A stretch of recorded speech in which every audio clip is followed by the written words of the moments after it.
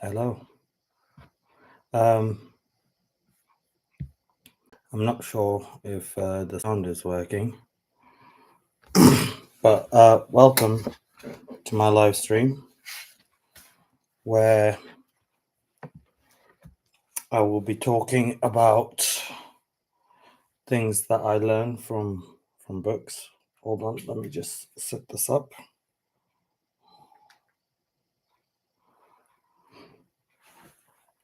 And the whole aim of this live stream is to just you know uh, gain information from the old method. As you know, we live in a very fast-paced world where information just is just fed to us very quickly, very fast, and we rarely or seldom have time to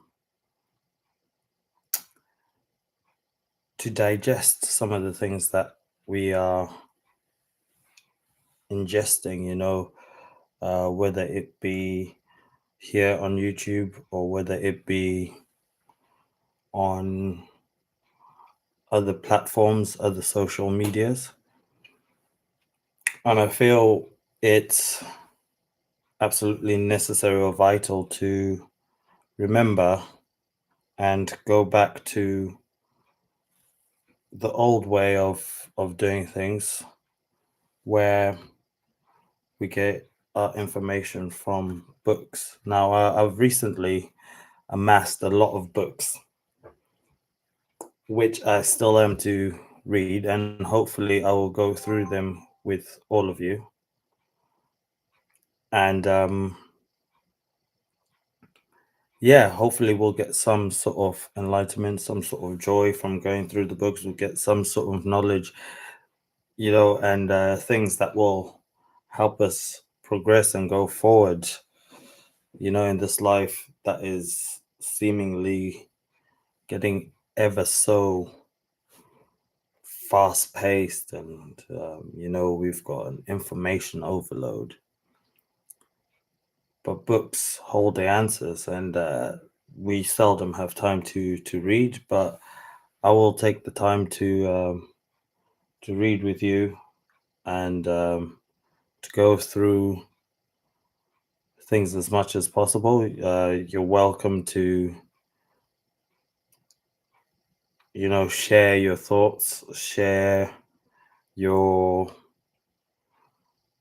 your opinions. I'm very much open to opinions. Everyone is opinionated, but just as a start, while I get my bearings around this whole um, YouTube video streaming, I ask that you could bear with me, but I hope it's going to be fun. I hope it's going to be something exciting. I hope it's going to be growth. And we're starting this live stream with this book. I happen to own two copies of it. I purchased The Art of War at two different stages in my life. I first got the first copy many years ago, and I went through it. It didn't really do much for me. It didn't really change anything for me.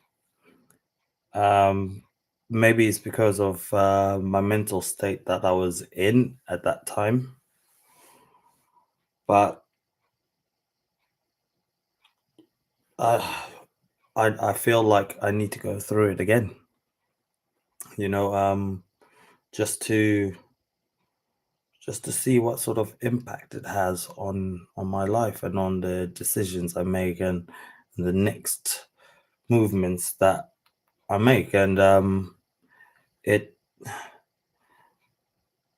I think it's important for myself and for my growth, and I hope it will be the same for you. Um, so what we'll do, we'll go through the book. If there's any words that are a bit scary and we don't know what they mean, we will have the opportunity to research them and fully understand the meaning. Um, but yeah, let's have fun with it. If you could be patient with me, as this is the first time I've done this. Um, and yeah, we can progress and grow with it. If you see me looking away from my screen, I'm just sort of getting more information about the book, and The Art of War. It's by Sun Tzu, um, and is about strategic thinking and not just fighting. It emphasizes knowing your enemy and yourself, planning and carefully uh, using deception. I mean, you can't always reveal to everyone what you are doing. It's always best to, you know, stay within the shadows and continue doing what you're doing. Yes, in some cases you might need some criticism, but you have to be absolutely careful who you're receiving that criticism from, because they can use what you say against you. So, um, in this book, it's laid out in different chapters. Today, we'll be covering the first chapter called Laying Plans. And some of the things that I'll read from the book to you, you will find relevant. Some won't be relevant at all. But yeah, I'll be eager to share how the things affect me. And also, it'll be great to find out how they would affect you in any way. Okay, so the first chapter, Laying Plans. And the first line, Sun Tzu said, "The art of war is of vital importance to the state. It is a matter of life and death, a road either to safety or to ruin. Hence, it is a subject of inquiry which can on no account be neglected. The art of war, then, is governed by 5 constant factors to be taken into account in one's deliberations when seeking to determine the conditions obtaining in the field. These are moral law, heaven, earth, the commander, and method and discipline." Now, he goes on to say, moral law causes the people to be in complete accord with their ruler, so that they will follow him regardless of their lives, undismayed by any danger. Heaven signifies night and day, cold and heat, times and seasons. Earth comprises distances, great and small, danger and security, open ground and narrow passes, the chances of life and death. The commander stands for the virtues of wisdom, sincerity, benevolence, courage, and strictness. Benevolence is an interesting one. We'll have a look to see what it says about benevolence. Bear with me. As we progress with these live streams, I will try beforehand to bring up all the meanings to all the things that I'll be talking about. But on Google it says benevolence means a desire to do good to others or an act of kindness, generosity, and goodwill, which is some of the things that we should all be striving for. By method and discipline are to be understood and a marshalling of the army in its proper subdivisions, the graduations of rank among the officers, the maintenance of roads by which supplies may reach the army, and the control of military expenditure. That's all about life. The road in which we're going down, or the path that we choose, should be the pathway to where we get to where we want to be. Say, a road to where we want to go could be to study, or it could be to learn. But ultimately, you should always be focused on the destination. The 5 heads should be familiar to every general. He who knows them will be victorious. He who knows them not will fail. If you have no direction, or if you don't know what your plans are, you can find yourself being idle, or not much changing in your life. And if you notice, everyone around you will constantly be going through different things. Everyone will be changing. People will be moving from level to level. They'll be following their dreams. They'll be chasing their goals. So you need to know where you're going. Otherwise, you'll either remain in the same place, or if you've started something and you do not have clear direction, chances are you could fail. Therefore, in your deliberations when seeking to determine the military conditions, let them be made the basis of a comparison in this wise. Okay. Which of the 2 sovereigns is imbued with the moral law? Which of the 2 generals has most ability? With whom lie the advantages derived from heaven and earth? On which side is discipline most rigorously enforced? Which army is stronger? On which are officers and men more highly trained?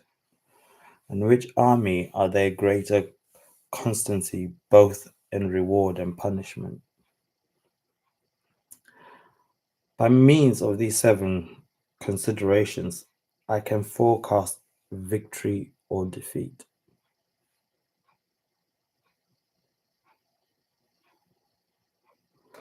The general that hearkens to my counsel and acts upon it will conquer.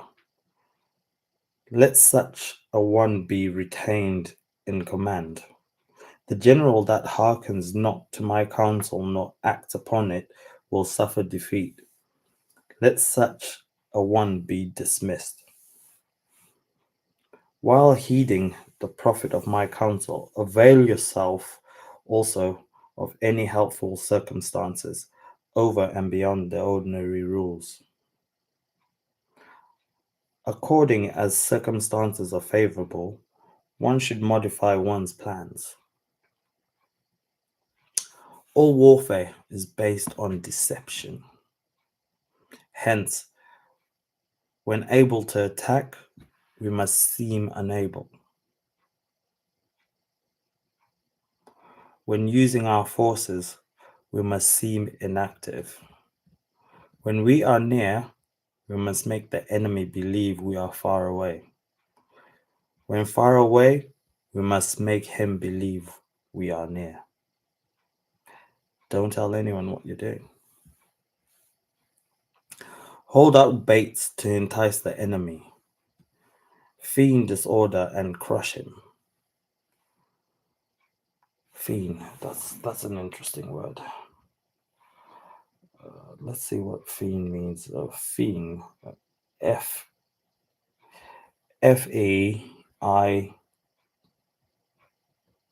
Faign. To feign means to pretend to have a particular feeling, condition, or quality that you do not have, often to deceive someone. So feign disorder and crush him. Act dumb. Yeah, good work. I'm sure it does work. If he is secure at all points, be prepared for him. If he is in superior strength, evade him. If your opponent is of choleric temper, seek to irritate him. Pretend to be weak, that he may grow arrogant. If he is taking his ease, give him no rest. If his forces are united, separate him. Attack him where he is unprepared. Appear where you are not expected. Attack him where he is unprepared. Appear where you are not expected. These military devices leading to victory must not be divulged beforehand. Now the general who wins a battle makes any calculations in his temple ear. The battle is fought. The general who loses a battle makes but few calculations beforehand. Thus, do many calculations lead to victory, and few calculations to defeat. How much more no calculation at all? It is by attention to this point that I can foresee who is likely to win or lose. That brings an end to this chapter of laying plans. It is clear cut from what Sun Tzu is saying that if you're to do something or you plan to do something, do it in silence. You don't need to tell too many people what you do or what you hope to achieve, because you don't know who's rooting for you or who wants you to fail. Seemingly, some people will give you applause and they'll give you praise for what you are about to do, but in secret, behind closed doors, those people are the ones who don't want you to progress. People don't want to know of somebody else doing better than them. And that's the reality. That's the reality. And in this fast-paced world, it is more and more evident that jealousy and envy rule. I will be going on to another live stream. If you look, it will be scheduled on the channel. We'll be moving on to the next chapter called Waging War. This is where you actually start going for the things that you want to achieve and start doing the things that will lead you to victory.